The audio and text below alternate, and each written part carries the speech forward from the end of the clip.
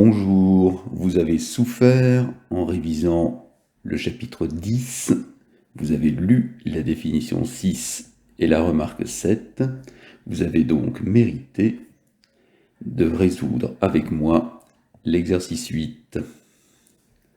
Dans cet exercice, on commence par se placer dans une base orthonormée directe du plan pour étudier les endomorphismes représentés dans cette base par trois matrices différentes. La matrice Rθ, d'abord, elle représente dans la base IJ, qui est une base orthonormée directe du plan, un endomorphisme F. Les deux images des deux vecteurs de base se lisent dans les deux colonnes de la matrice, où vous constatez deux choses. Premièrement, ces deux colonnes f de i et f de j forment une base orthonormée.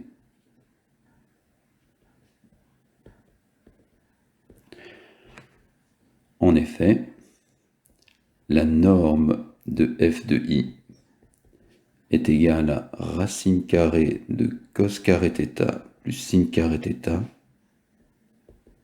et vaut donc 1. De même, la norme de f de j vaut 1 et le produit scalaire entre f de i et f de j s'écrit cos θ fois moins sin θ plus sin θ cos θ et il est nul.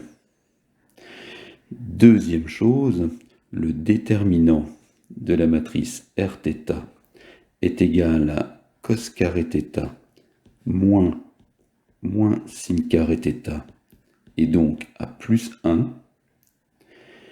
Donc, d'après la définition 6, F représente une isométrie, deux déterminants plus 1, F est donc une rotation. Nous pouvons préciser de quelle rotation il s'agit en représentant sur le dessin les deux vecteurs f de i et f de j. F de i est le vecteur cos θ sin θ, tandis que f de j est le vecteur moins sin θ cos θ. Vous constatez qu'ils sont effectivement de norme 1 et orthogonaux. Et vous voyez sur le dessin que cette application F est la rotation d'angle θ autour de l'origine.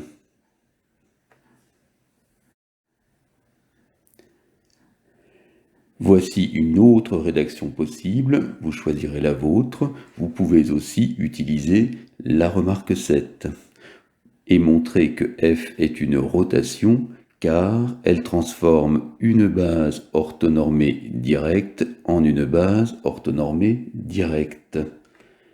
En effet, la base initiale IJ est une base orthonormée directe. La base transformée f de i, f de j est aussi une base orthonormée directe car d'une part elle est orthonormée et d'autre part elle est directe. Deuxième matrice de l'exercice, la matrice Sθ qui représente à nouveau dans la base orthonormée directe IJ du plan un endomorphisme F. Dessinons ensemble les deux vecteurs f de i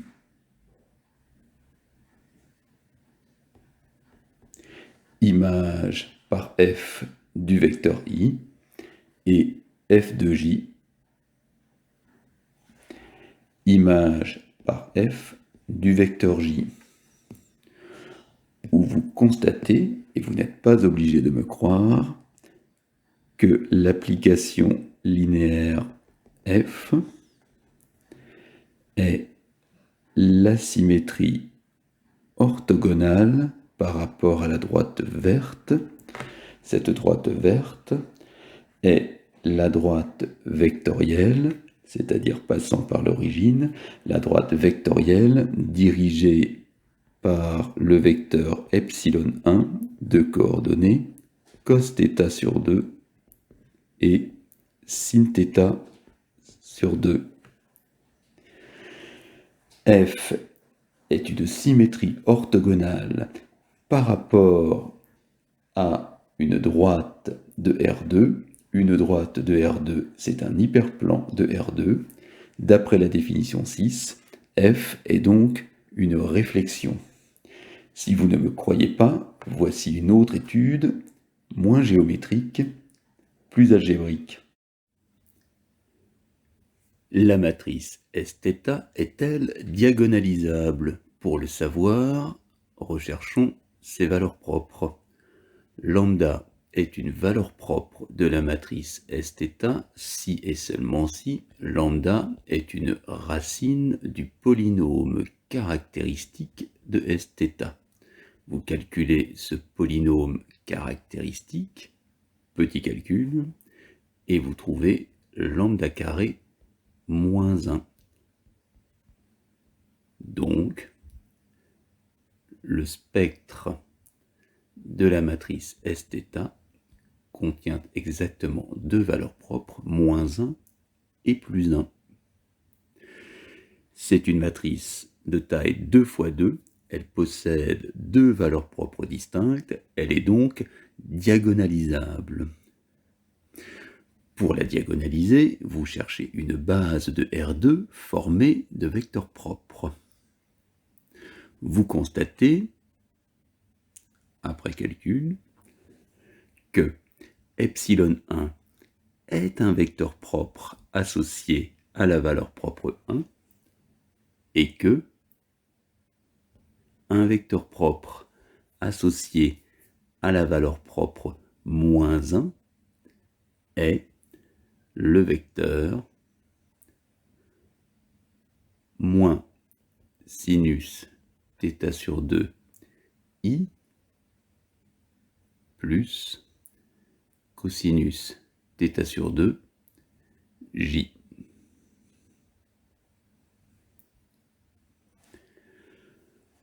Le vecteur epsilon 1 est ici sur la figure et le vecteur epsilon 2 est ici.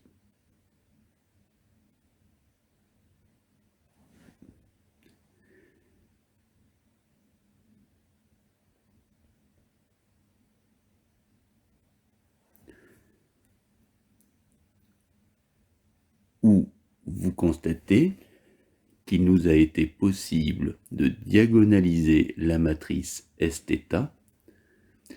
Sa forme diagonale est 1, moins 1, dans une nouvelle base, epsilon 1, epsilon 2,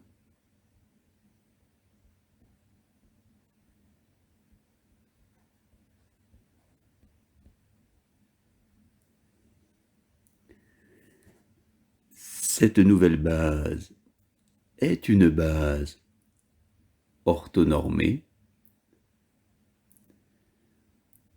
Vous reconnaissez dans cette base orthonormée la matrice d'une symétrie.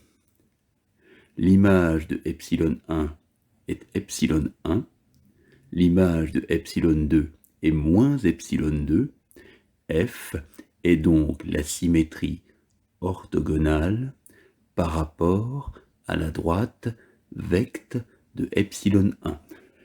Vecte de epsilon 1 est la droite verte sur la figure.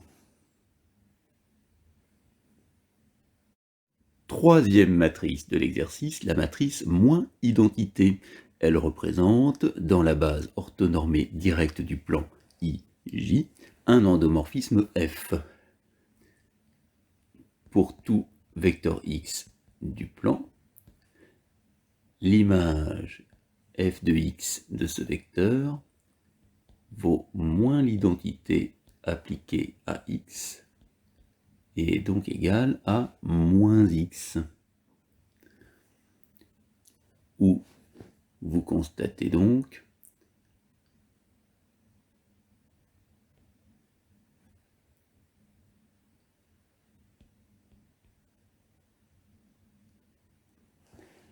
que f est la symétrie par rapport à l'origine.